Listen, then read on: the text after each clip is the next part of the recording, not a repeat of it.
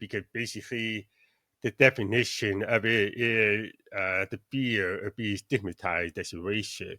And this force that came out of the 1960s, out of the civil rights movement, when whites had lost the moral authority after, all the years of, slavery, segregation. So you have to figure out how to do that through story. And so that was the biggest challenge for me, was to take that idea and bring it all the way down to story levels. To really watch the documentary, you're not watching a bunch of talking heads talking about this idea. Instead, you're watching a series of stories to show you how this phenomena grew and grew and grew. But the heart of the civil rights movement was there was a Christian movement. And America at that time was more of a Christian nation. And so you have Martin Luther King, Reverend Martin Luther King Jr., upholding the Christian value. Being politically correct means deference. It means that you are showing deference to right guilt. You're assuming the politically correct position not to be erasure. As if you cross that line, if you touch that third rail, oh, you're in trouble.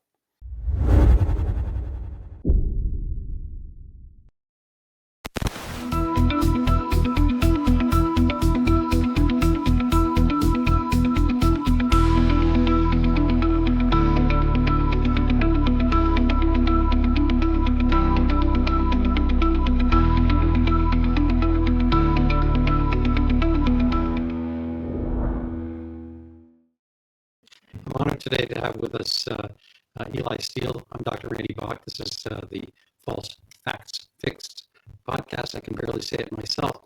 And Eli is a filmmaker and author. He has a Substack. I think it's Man of Steel, but he'll tell us himself. He's a fixture on X.com and writes, I guess, politically. You tell me, what are your interests and what are you working on right now, Eli? Thank you for having me. It's nice to be back. Right now, I am actually finishing the documentary that we make with my father, Shelby Steele, called White Guilt. And it's based on his 2007 book by the same name, White Guilt. So I'm literally almost done, almost getting to the end of the very first cut. So let's just study. Well, that's a lovely thing. You also are involved in films. You had something, I believe, on Michael Brown. You tell me what kind of films, what are the topics that interest you, and how do you capture them? Why do they capture you? Well, for this, I think I've always been more of a story person. I mean, I grew up really bush. I was a literature major in college, so I always kind of approach everything from a story perspective. So even like this film, White Guilt, is a very abstract idea because basically the definition of it is the fear of being stigmatized as a racist. And this force that came out of the 1960s, out of the civil rights movement, when whites had lost the moral authority after, all the years of, slavery, segregation. And so something has to come out of that. And so one of the things that came out of that loss was white guilt, was this need to redeem themselves morally. Well, how do you show that on a film? How do you take such an abstract idea of behavior that most people are not even aware that they have? How do you do that? So you have to figure out how to do that through story. And so that was the biggest challenge for me, was to take that idea and bring it all the way down to story levels. To really watch the documentary, you're not watching a bunch of talking heads talking about this idea. Instead, you're watching a series of stories to show you how this phenomena grew and grew and grew. And my father always said, oh, did it go away? No, it keeps growing. And so that's why that's part of the reason why we decided to make this film, because we thought it was just not going to go anywhere. It keeps growing. And so I think the way we did this in this film, I think it's going to be hopefully have the impact of once you steer, you can't unsteer type of effect. Yeah. So how does it manifest in whom? I mean, who falls prey to it What are the upsides and the downsides of that phenomenon?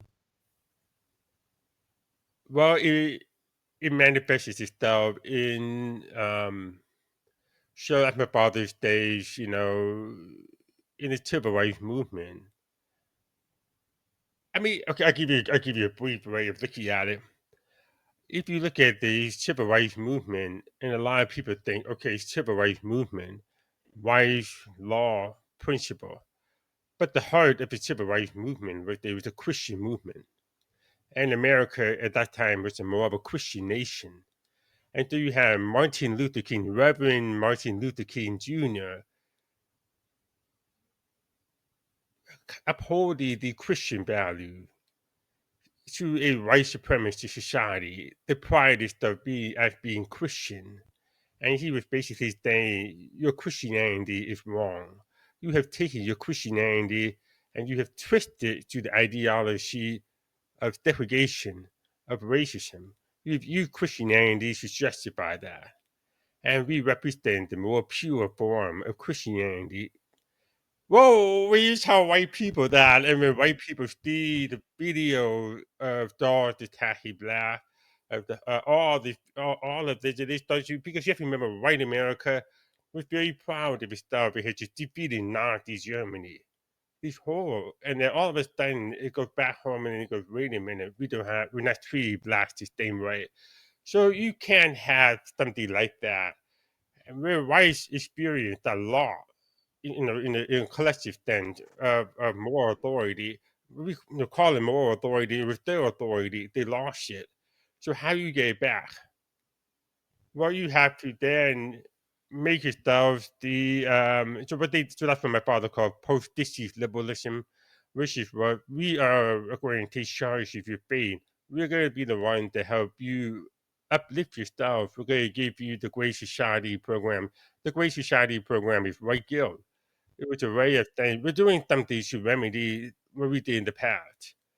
But the problem is they never asked any of the black people. They never asked anything. They just gave and gave and gave and gave. So today we have permanent black underclassmen. We're lowering standards throughout the nation. I mean, it goes on, and I mean, it literally affects almost everything because if you can't say the truth, well, then why you have to be politically correct? Being politically correct means deference. It means that you are showing deference to right guilt. You're assuming the politically correct position not to be erasure. As if you cross that line, if you touch that third rail, oh, you're in trouble. And you know what happened. I mean, you think that should, and yeah. Well, I mean, if you say something racist, yeah, well, that's something different. But if you are saying, hey, you know what, like my father would say, hey, why are we lowering standards? Why do we ask the black people? Why do we say, why do we shift over to a meritocracy? Why are we creating a culture of dependency? If you say that, you get thrown out because you're not showing, you're taking away the power of the right, especially on the left, to show themselves as good people. You're accusing them of actually hurting black people, which is the last thing they want. And so we're stuck in this spiral, and it continues today. Where now we have divided people based on color. So we have bad people over here, white people, and then we put the Asians in there because they're too successful, and then we put the Jews in there because we want to go after Israel. So we put the Jews over there. Then we put everybody that's brown over here, and basically, apparently, they're all inferior. I mean, that's how absurd. So we've actually reinvented tribalism. The white guilt have played a huge role in all of this. And a lot of people, it's the misty piece. I tell people, well, you talk about Marxism, you talk about socialism, you talk about, all of this stuff, all this things falling apart in our culture. But you miss the main ingredient that makes this possible. White guilt. Marxism is the grievance ideology. They need the grievance to get into a society. And that grievance is white guilt. like grievance is for you white people dish black people, and we should keep milkier and milkier. But the problem with that is that we become a society that keep looking backwards. We don't become a society that's what America's supposed to be about. It's not supposed to. Yeah, I mean, I come from slavery. I come from Holocaust survivor. My grandmother was a daughter of the American Revolution. So I come from almost all the people that make up America in the way. And my philosophy is, the past is the past. You're never gonna get justice. The best justice is to create your own life, is to create your own identity, to take advantage of the gift that America has given us, because they really are a gift. To be born in the country is to receive a gift, and that gift is to be your best self. And I'm not. That's why I have a problem with those people. They should stick there, put labels on themselves. I am white. I am a quarter black. I am indigenous. I am. I mean, all these labels. Okay, but what does that tell me about you? That should tell me that you're getting labels from the past, and you think they mean something. But no, I think we all know that that's just an escape from yourself. We really want to know who you are. What are you doing? What are you contributing to this world? And it doesn't have to be anything big. It has to be meaningful, have some passion in your life. And so that's where my kind of roundabout way is saying the white guilt is something that changed us to the past. And the only way to move forward is to become an American. Yeah. I like that. I've had George Gilder on my show twice, and I was thinking of him as you were speaking, because they're basically two models of society. I'm going to call them, like computer stuff, I'm going to call them 1.0 and 2.0. The original format of gaining wealth is, say, society 1.0, which is kind of rape and pillage warfare. There's a fixed amount of stuff out there, let's say granary, items, farms, and fields and whatnot. And so somebody has it, you don't, you get it, you have it. And so you take his women, you enslave his people. And so it's kind of the original economy. We think of slavery as kind of a uniquely American problem. Obviously, it's actually bigger in the Americas. I think it was the slave trade to Brazil was 4 or 5 times what it was to became the United States. And every society on earth did this. The Babylonians, the Egyptians, all through Africa. People. It wasn't a color thing. The original word slave came from the Slavic people who were enslaved by Vikings or whatever. I mean, everybody was enslaving everybody else because that was the economy 1.0. The economy 2.0, the adaptation, and it's a relatively new phenomenon, is this concept of free market trade. So you go from what I call kind of a zero-sum game. Moves only, there's only a certain amount, and maybe you have it, maybe he has it, and so forth, but there's only a certain amount. The economy 2.0 is the sharing, kind of what I call sharing is caring, tritely. It's kind of the virtuous circle. So instead of spiraling down into warfare and grabbing things and violence, you figure out what are the things that somebody else needs that you can supply, and vice versa. So Adam Smith's virtuous circle is the thatcher, the guy who does the roofs. He doesn't need any more roof work, but he's hungry, and so he gets eggs from the farmer who might need his tools sharpened, and the guy who sharpens the tools, he might need shoes, and the shoemaker needs a roof, and so forth. So everyone kind of goes around, and everyone gets better by cooperating with each other, and that's the economy 2.0.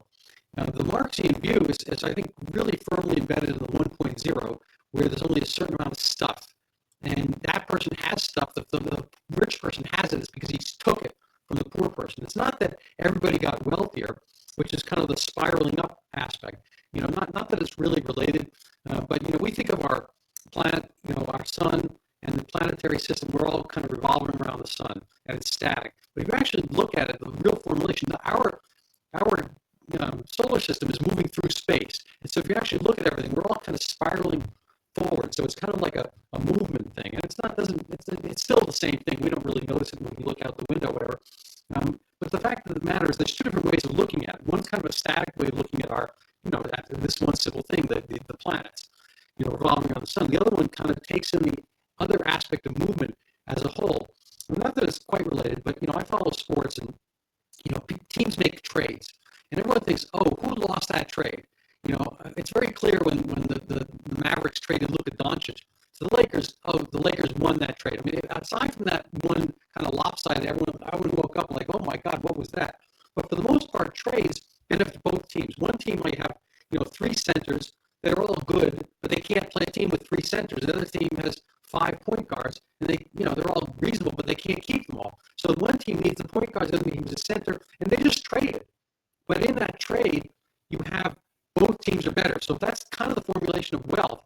And wealth is based on this trading and moving around. And all people get better, when there's this kind of open system. When you wind up having the 1.0 mentality, where there's only a zero sum, and some people didn't have, they have to be given, you wind up with a kind of getting back into the 1.0, more primitive tribal mentality.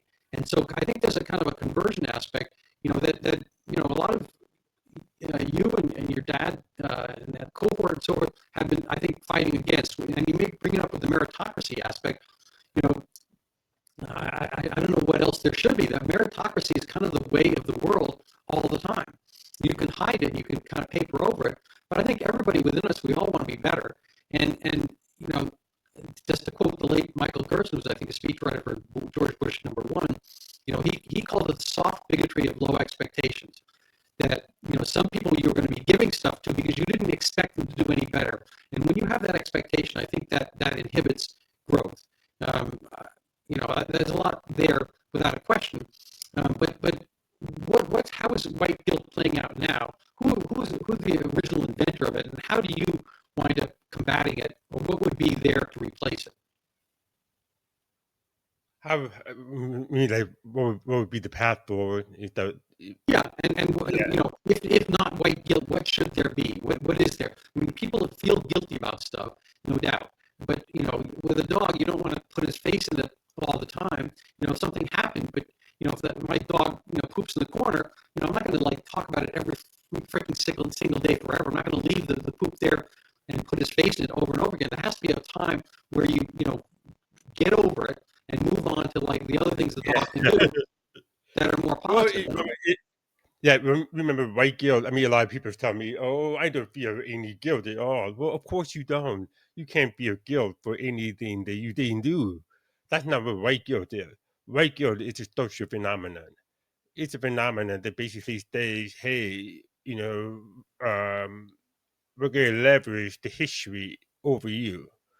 We're going to condemn you for your skin. We're going to use history, and we're going to condemn you, and we're going to keep you over that fire so that we blast you." So Hannah Nicole Jones, if I'm getting her name right, has built a whole career on that, basically redefining the history of America.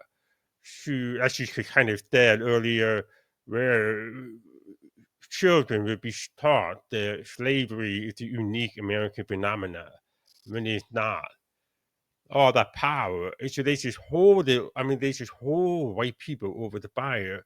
And I find it ironic in a way that, a lot of white people are studies who have had it today. There's no reason why your studies should deem white identity politics. And what's interesting to me is that the one man that warned about it all throughout for, I mean, TV interviews as well for, over 30 years, 40 years is my father, a black man. He was actually saying, you can't do that. You can't keep going after the white man because if you do, he just say, I'm done. I have given you everything, meaning the government. We have given you, in other words, I am tired of being the other.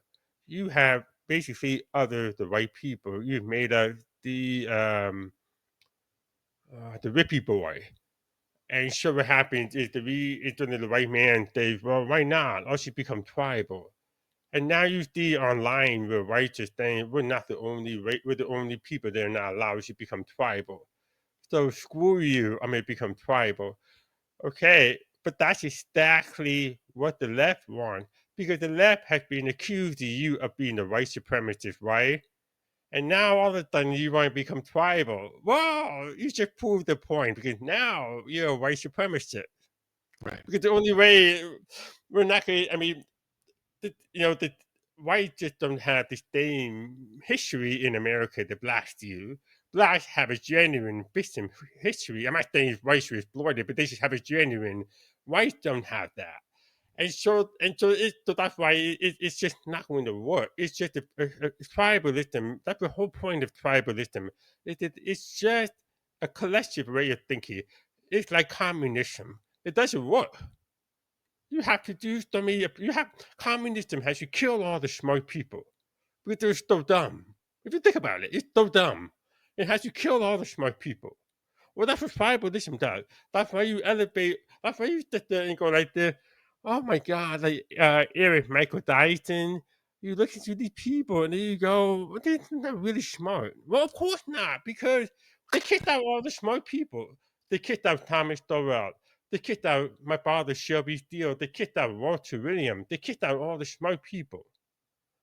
And so tribalism is the reward of the inferior. It's where the inferior people should succeed. And there's so much power in that.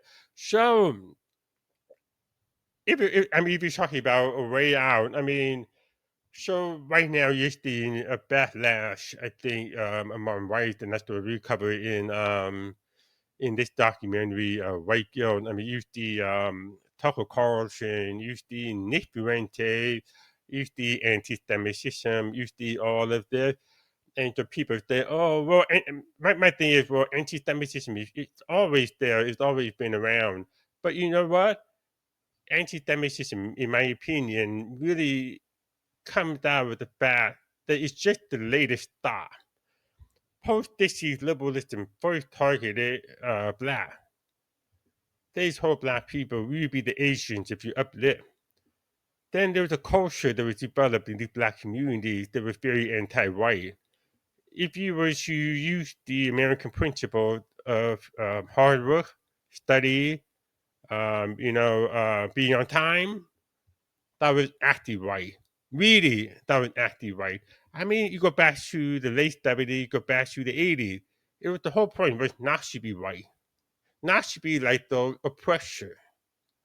So that psychology was already there.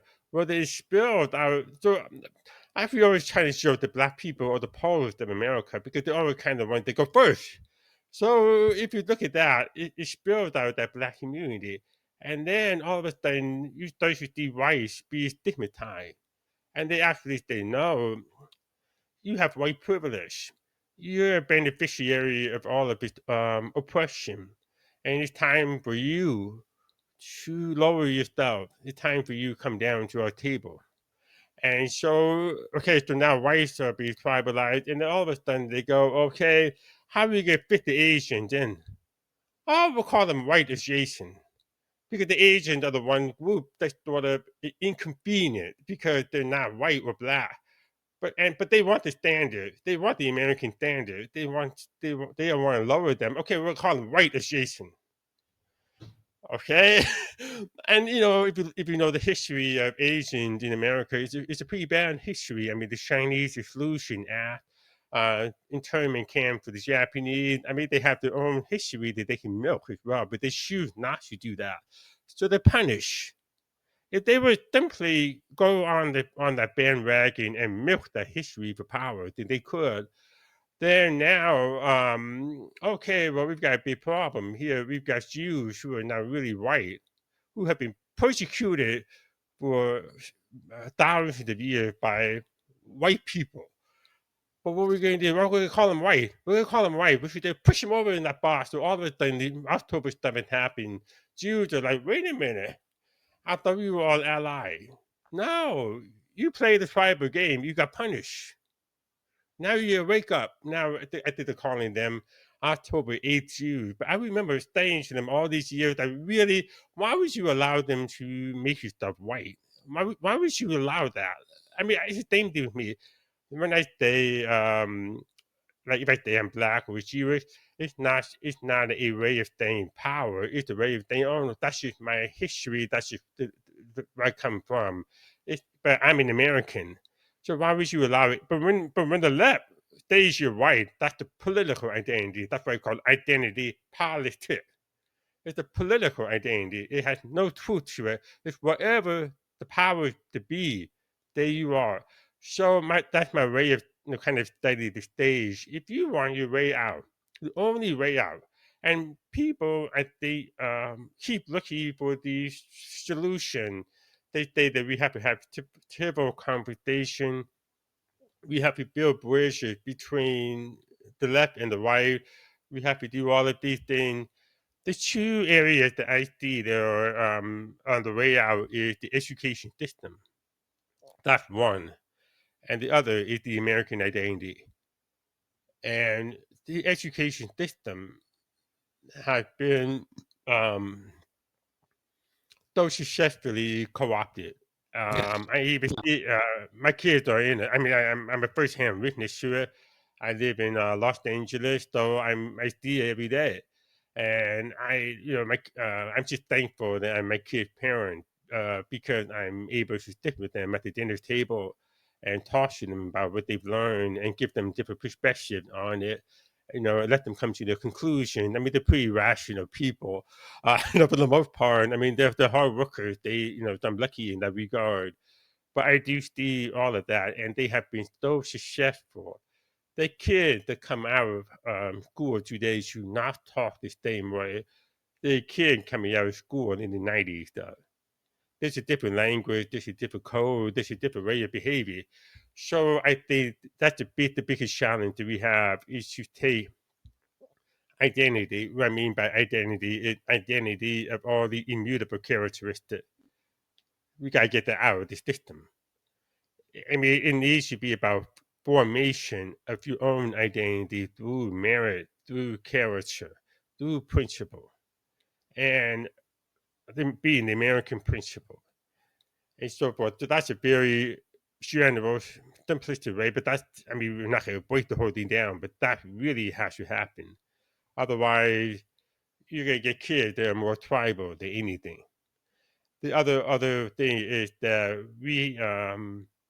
we're a country of enormous wealth and privilege, and we have lost sight of what it means to be an American. One of the most successful things I ever saw was came out of the 70s was Addie and identifier, then hyphen, then American. And so once we started doing that, well, how is that? That's stop tribalism. It basically, I'm just not go all the way, but I'll kind of fool you guys. You think I'm really American, but I'm saying I'm black. I'm a black American here. We went from black American to African American, back to black American, where we have you even know white people just stay the same, but everybody changes their own identity. And so we've done that never Asian American. I mean, all of that. And I think that's a mistake because I think the American identity is the most inclusive identity. It's the most universal identity. The principles are universal. You come to the country, but the beautiful part of it is that you should come to the country, become a citizen. And once you become a citizen, wake up. You're an American. We don't say, oh, you need to wait 40 more years to become an American. No, we say you're an American because we say, you know what? As long as you follow the laws, as long as you, be a good citizen, you're free to do whatever you want. You're Yeah. free to stay on your couch to play video games if you want to do that, or take a chance on your stuff. You're free. Yeah. Now people don't realize how lucky they are. It's kind of like the joke being born on third base and thinking you hit a triple. This country is fairly unique. Um, the tribal Yeah. anathema exists all over the world. And, the wars in Africa, I mean, just for instance, Liberia,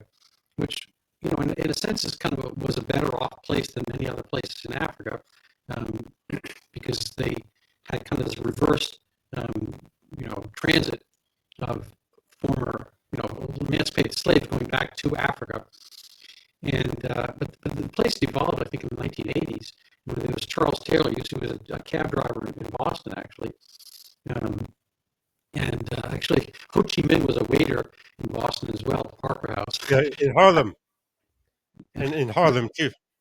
Well, entirely also, so kind of maybe something in the air here, um, but you know, but it turned out it devolved into the most vicious wars, factions. It was tribal, and a lot of the stuff that's going on in Africa now, in Congo and whatnot, Nigeria. There's Boko Haram, which is Muslim, but there's also a long history of different tribes fighting each other. And yes, the Europeans kind of wrote these lines that made countries and in respect, some of the maybe natural affinities or hatreds or whatever. So you get the war in Rwanda as a result. The Hutus hate the Tutsi, vice versa. Who knows? But this is kind of a rarity that people from other groups get together. I'll tell you, I went to Armenia and it was a lovely time. I was there about 7 years ago, and this is a country that's filled with Armenians, and they're happy and proud. And we always hear diversity as our strength, but here's a country that is at war, kind of or soft or cold war with kind of almost a peninsular aspect on Turkey on the one side, Azerbaijan on the other, Iran's beneath. So they've got kind of Muslim entities all around. They've got a little lifeline to Georgia, which is similarly, kind of their version of Orthodox Christian, as a lifeline. That's kind of where a lot of the food comes from and so forth. But they don't really get along with them either that much. But everything in Armenia, if you looked at a store, it was an Armenian name. When I got off the plane, I was driving or getting driven back, and you see billboards, and I saw a billboard with like I don't know, Bogosian, O'Flanahan, Scattarelli, and Levi law firm. I'm just making that up. And I saw all these signs, some car dealership, I don't know, McKenzie and I can't think of a good name, whatever, Muzi, whatever. Like all these combinations of different ethnicities because they form law firms, they form car companies, and all this kind of stuff. We don't think about when we see a firm like, I don't know, you name it, Apple or General Motors, like who's on the board? Is that a Christian company? Is that a Jewish company? Is that an Italian company? Whatever. It's a company that provides a service. So you call it up. You just get it. Domino's Pizza has had some deals recently, $9.99. Anything you want, large pizza. And so I have the app. I like the app. And so I go to one place. It's a Domino's Pizza. It's all with pretty much like Guatemalans and Dominicans and whatever. Latino Domino's Pizza. And the other one's Turkish. So I go in. They're all speaking Turkish. Everybody's Turkish there. It's the same Domino's Pizza, and I get it pretty much the same speed, the same product, and I give them each a tip for different reasons, whatever. There's a little bit of a culture difference when you go in one store versus the other. That's, not for this podcast per se, but I actually like one more than the other. I'm going to leave that blank. But, the thing is, in the commerce realm, again, kind of the economy 2.0, people are working together. In that Domino's umbrella, they all have to learn how to be Domino's. Or you go to look at a baseball team. Right now, the top baseball player is Japanese. When I grew up, there was all kind of like, I don't know, there's, maybe more kind of waspy kind of thing, but then kind of the big, Latino wave came in, Dominicans, whatever. Everyone's kind of given a different vibe to it. So you get Korean ball players now, Japanese, and Aruba. It's kind of like they're all working at being better baseball players or the basketball league. Yeah. I mean, you can dispute whether Adultery. Yeah. Yeah. But the thing is, when you get on the team, whether it's a basketball, baseball, football, whatever team, you don't say, oh, pass it to the Greek. The Greek's going to pass it to the Nigerian. The Nigerian's going to give it to the Jamaican. The Jamaican, pass it to the Slovenian, and he dunks it. No, you don't say that. You say, oh, this guy passed to that guy. We're all on the team, whether it's, the Lakers or the Celtics or whatever. And it's not like, these affinities mean that much because, they all have to literally learn a common language. They have to learn what the ball language is. My bad. Yeah. Like, somebody can come over from, a different country, not speak anything, and then they all say, oh, my bad.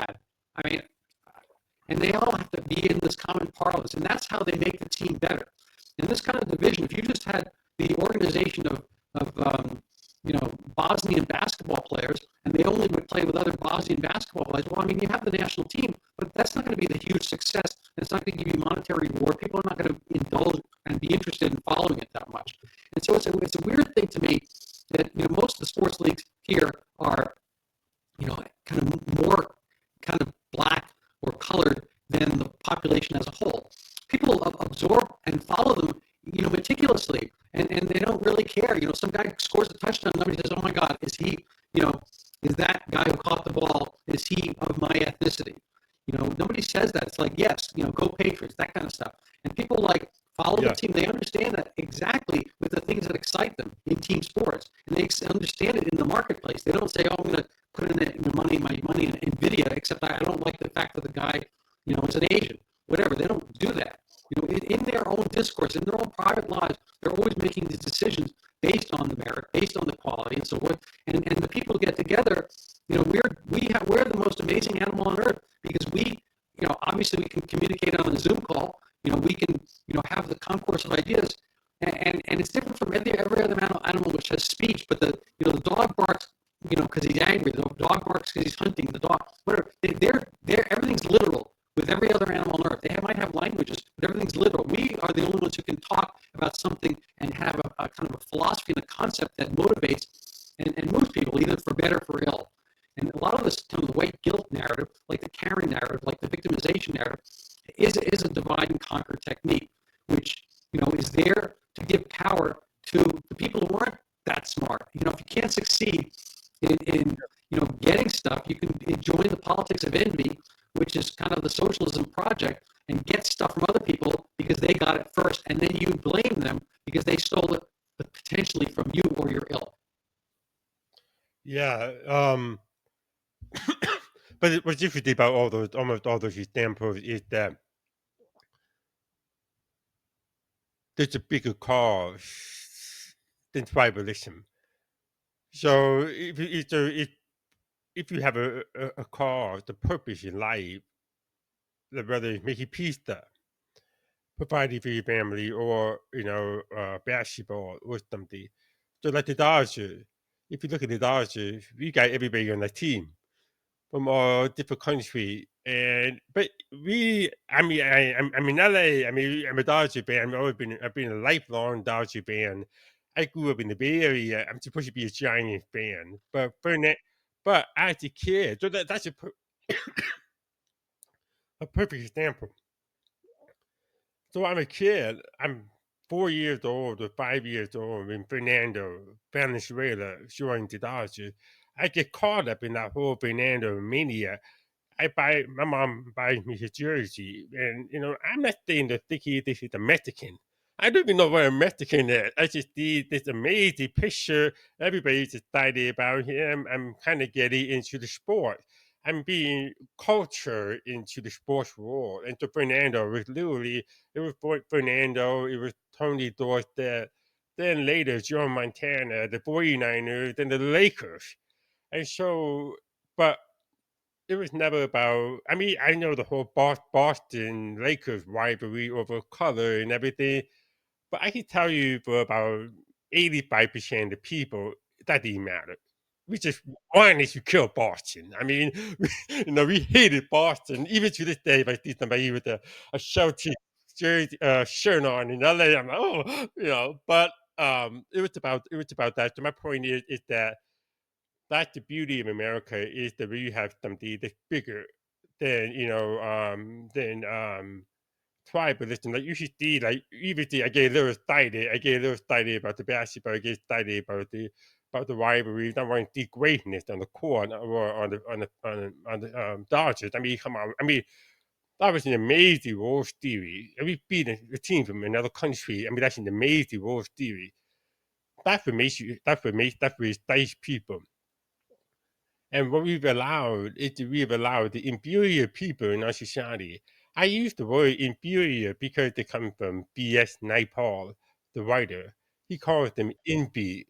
That was his joke. They would call him Inby. And I really, at first, I was like, ooh, that's sort of a politically incorrect thing. No, I'm sorry, but if you pick up tribalism, well, it's a polite way of saying, well, you really are a racist.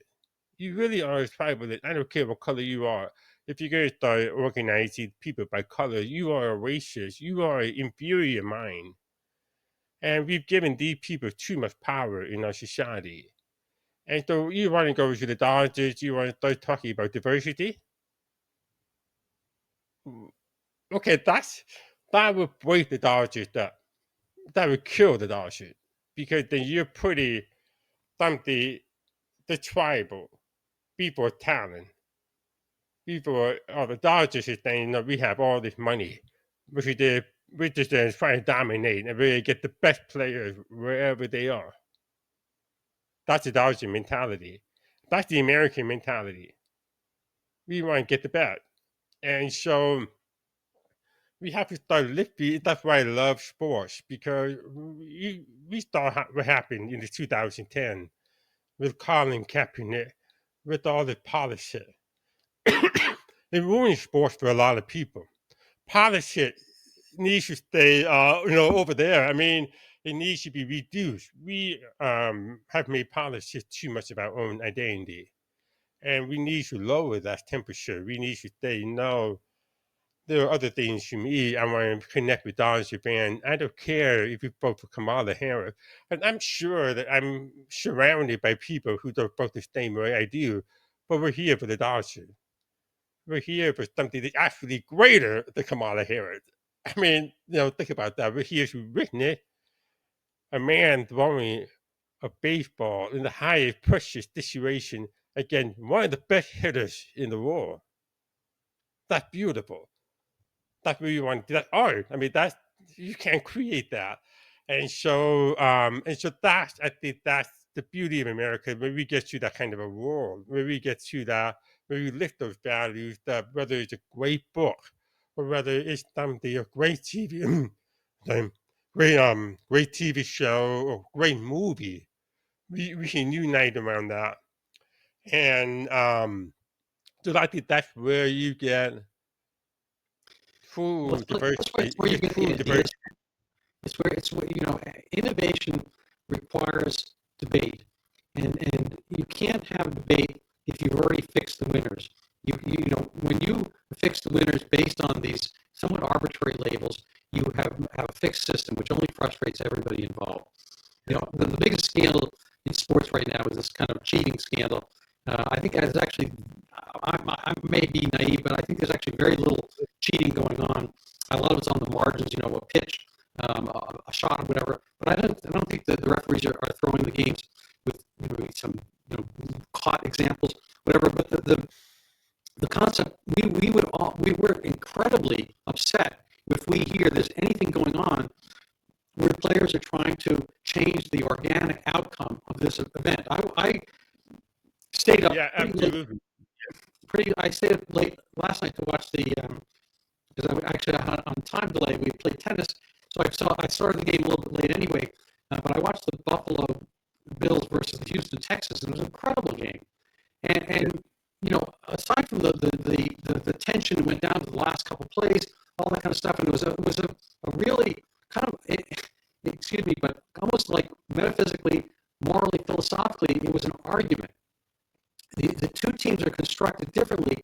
One team was missing its quarterback, so they had Davis Mills in as the replacement quarterback. So they weren't there as fully designed. Obviously, the other team is missing some of its players as well. Keon Coleman, I guess, was kept out. They could have used him. He was kept out for disciplinary reasons. So each team was a little bit handicapped. But in a sense, there's an exposition between this kind of offensive machine, which is Josh Allen, and the defensive machine, which is embodied by this Will Anderson Jr. And so it's an argument in a sense. Like we are emphasizing taking, these parts of the field away.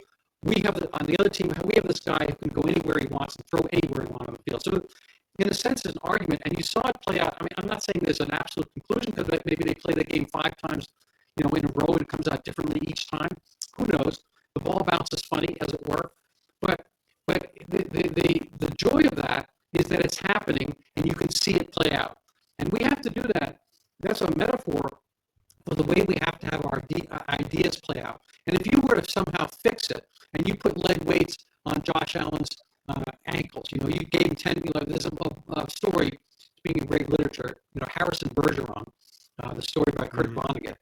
The person talented. So in this case, Josh Allen would get 10-pound weights put around his ankle. And he might have 5-pound weights put on his wrist because, he throws the ball too well.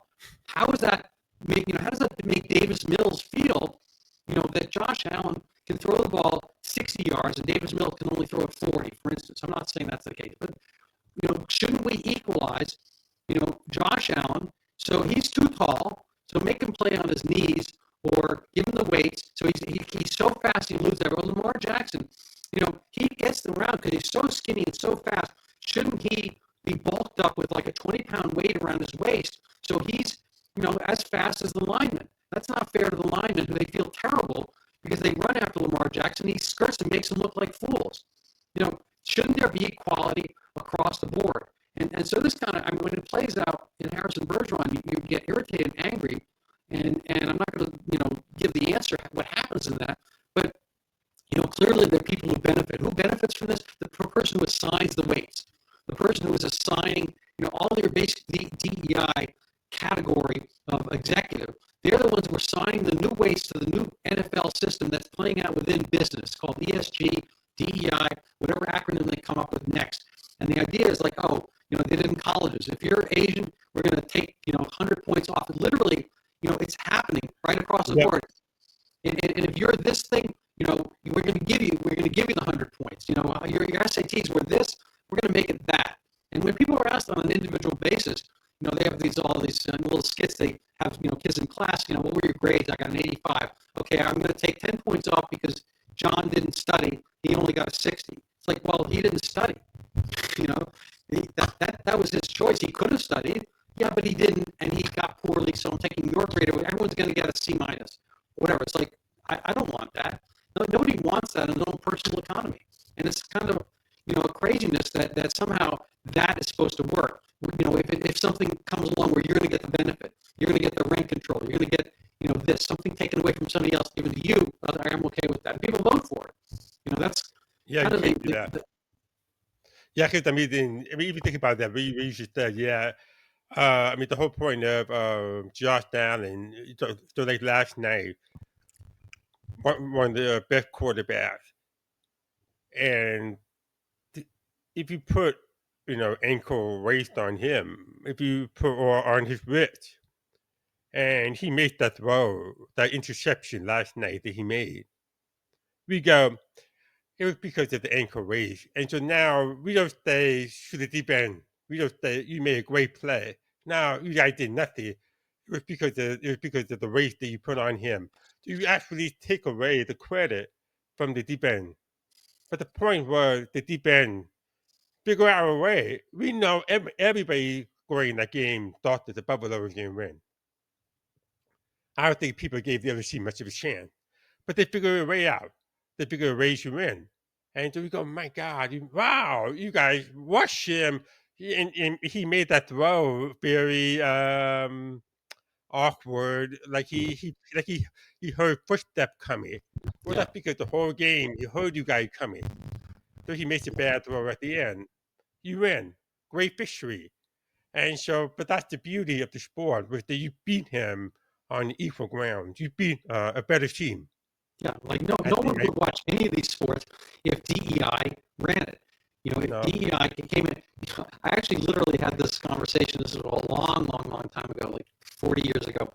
I had to put up a ramp. I owned a couple storefronts where my medical practice was, and there was a hairdresser in the back, and she had a step, like that, and she would, she had some people in wheelchairs come in, and they would knock on the window, whatever. She'd pull them in, whatever. It was never an issue. She had people of all different types, but I had to put in a handicap ramp. It cost me, thousands, like $20,000, whatever it was, which was a lot of money back then. And it's there still. It's a monument. And I wound up talking with the handicap director of the town this is, and we wound up conversing about stuff. I don't know, and she said there was no way of getting around the rules, but we ended up in a conversation, and I was watching the Celtics those days, and she's like, everything needs to be, basically accessible. Everything needs to be equalized and so forth. I said, well, okay, fine. What about the Celtics? Here I am, I forget what I was in my age at the time. I'm, I don't know, 35, 40. They don't have any 40-year-olds on the team. Should they have 40? Yes. It should be, it should be age balanced. I said, what about, I don't know, wheelchairs, whatever. Yes. The Celtics should have somebody from every, subdivision she can think of on the team. It's like, Yeah. I don't know. I don't know how that's going to work out. But if they change the rules, I'm happy to be the 60x year Well, old guy. I think it's a like if there's a show. I think a lot of people. I remember having this ideally like a I can probably remember it was a panel or something for actually it was they were showing my film How Jack Became Black at Buffalo, and it was a racial equity standard. So that was interesting because it was more on the left, but it was a very interesting conversation. They all took equity to mean really mean equality of opportunity. So I said, oh, wait a minute. I said, okay, wait a minute. That's what I believe too, equality of opportunity, not equality of outcome. And then, oh, no, we don't agree with that. And I'm like, but your name is blah, blah, blah, racial equity standard. Everybody's going to think that. And I think I don't know, it was a real moment. It was a real moment. But I mean, I don't believe it, forcing people to do things, but I do think that that's the one thing that we have to work on in our society is the equality of opportunity. What I mean by that is if our government, like the California Constitution, guarantees every child a right to a public school education, and that means that the government is going to provide that education.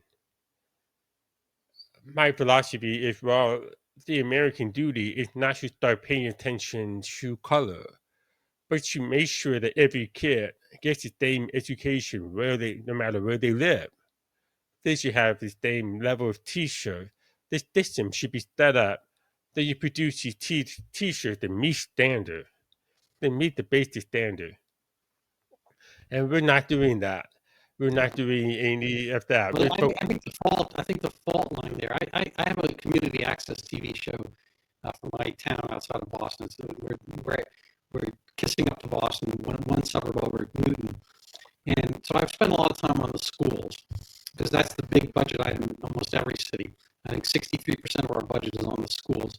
And all this sounds good. I went to public school in New York City, but it was back in the Jurassic era. And I don't think it was as political. I know it wasn't as political. There weren't as many teachers on board.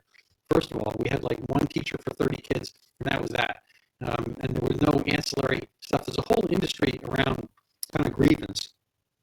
So if you look at the ledger of employees at the schools currently, teachers who actually sit in class with kids are about 35% of the employment.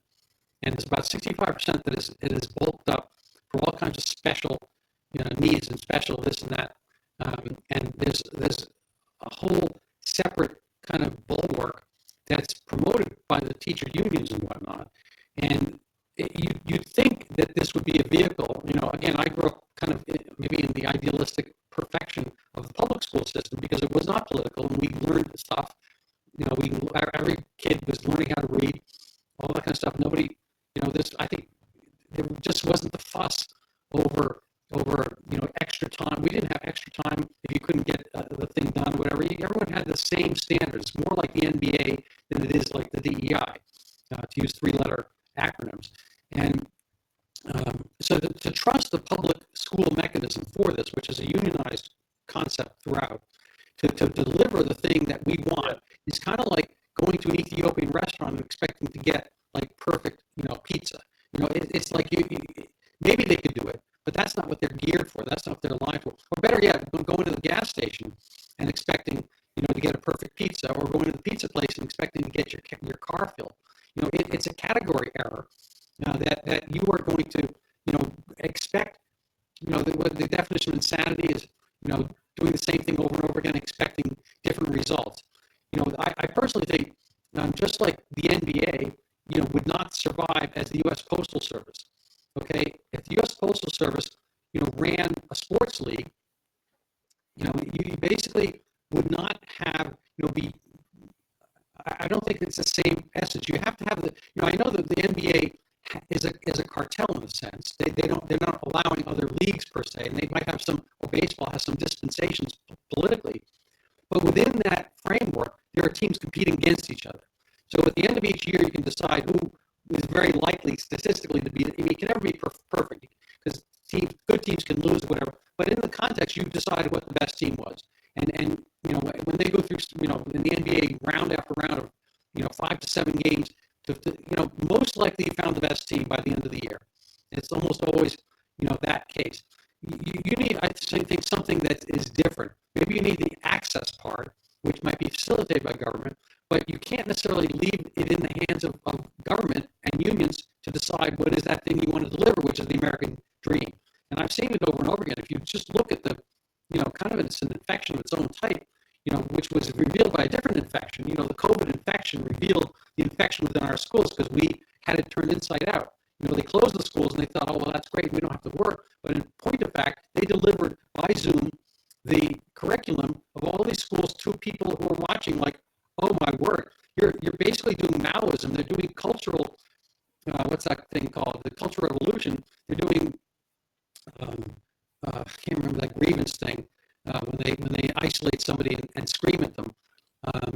Struggle sessions. They're doing struggle sessions in the schools. They're taking people and assigning the white guilt and giving them this kind of like dunce cap role in the class and letting other people take their and so people have moved out in droves. The Newton school system went down, I think, by 14% enrollment with COVID.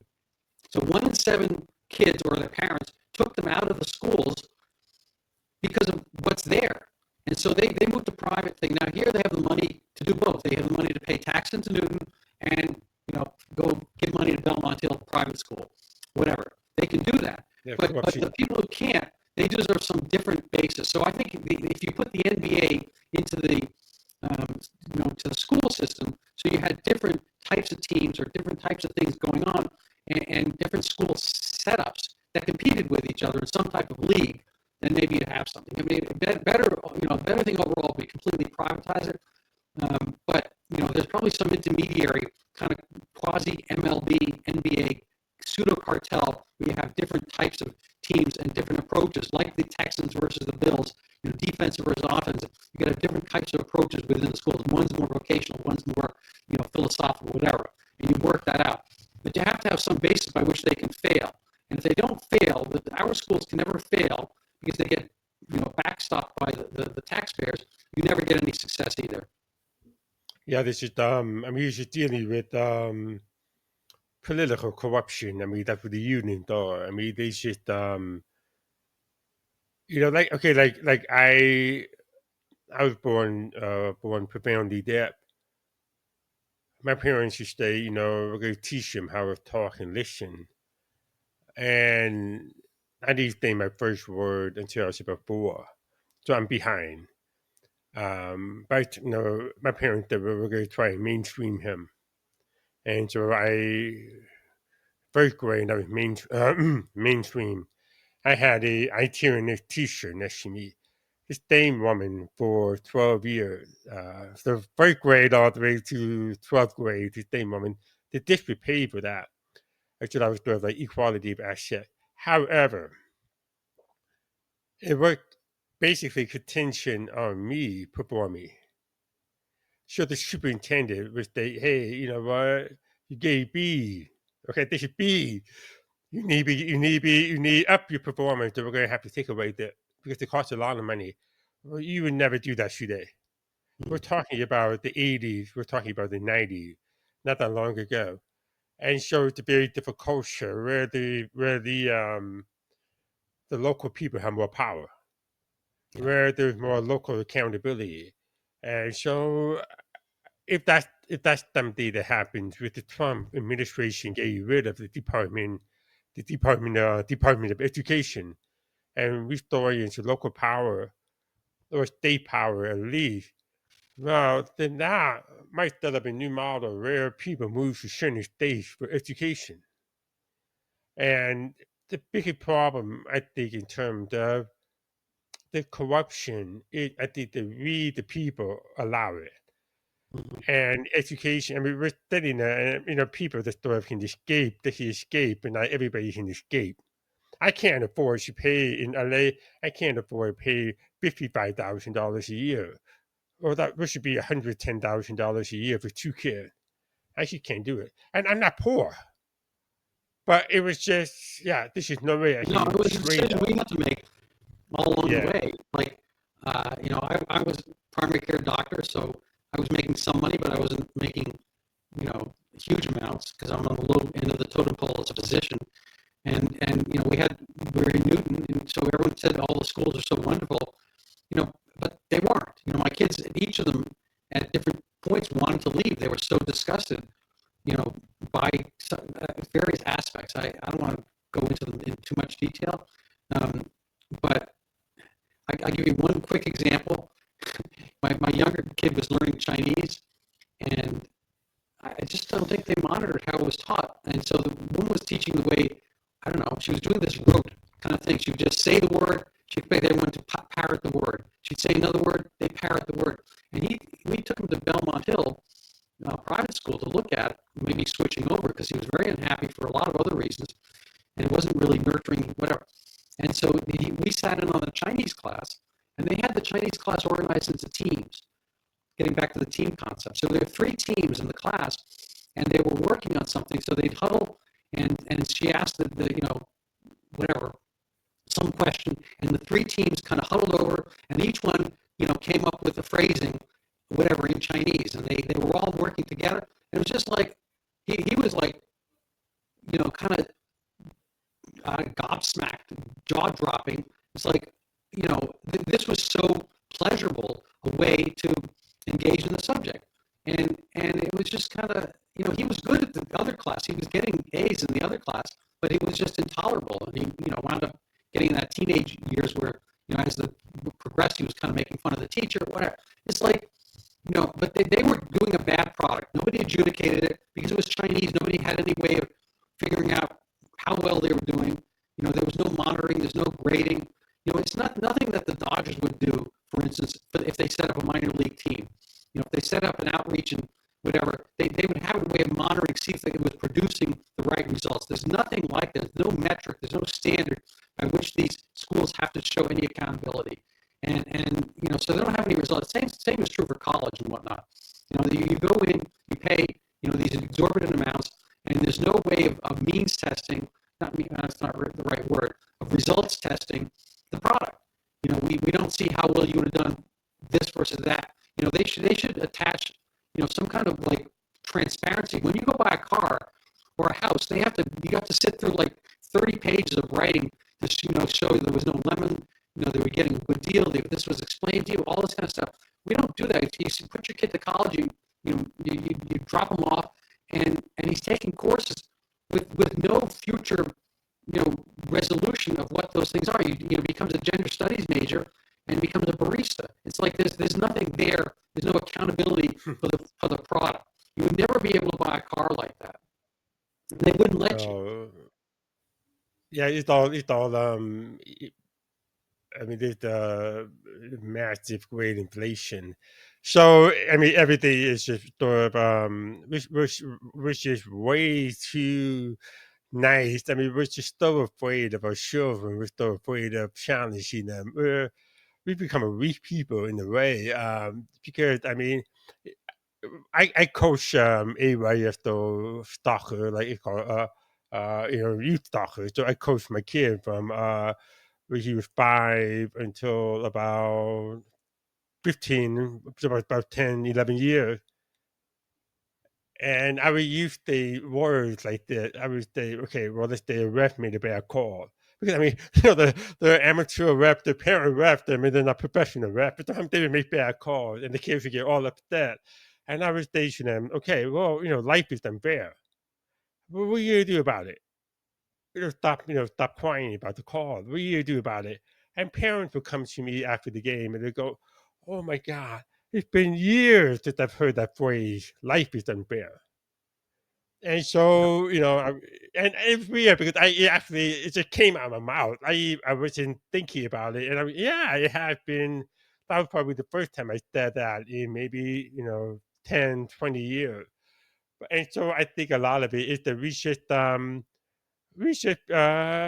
it's almost like we just pander to the kids more than just say, hey, you know what? That's my son, 17 years old. He didn't do well on his calculus test, and that kind of making excuses. And I'm like, no, that's stuff. They said, well, I'm still getting an A in the class. And I said, yeah, but knowledge is knowledge. You don't know that stuff. So I know the teacher probably kind of greasy, greasy your way a little bit. But the thing is, if you want to be an economic major, you need to know that, and you need to get ready for that final. That grade is not acceptable. Simple. I mean, that's all you have to do. And they can go, okay. Because the point is, they're going to want to get out of this situation. They're going to want to. And my kid is a good worker. He is motivated. I have never once had to tell him, do your homework. Never. He is motivated, but he did not study properly for the test. But the point is, you have to hold people accountable for that. And so I think that's what we don't do as a society. We should stay, here's the reality. You either become better or you don't. And that's for sports shit. Sports is nothing but reality.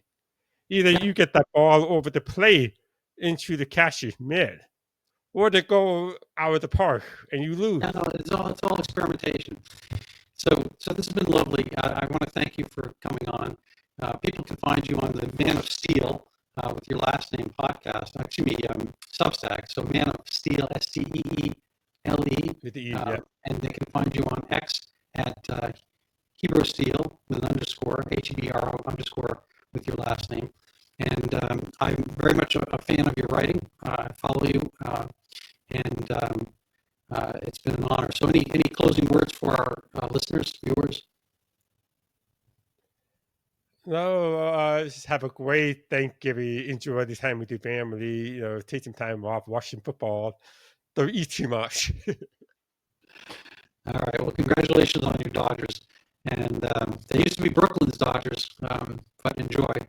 That's Yeah. part of the world of competition. So thank you so much. Have a wonderful rest of the day and enjoy your Thanksgiving as well. Thank you for having me.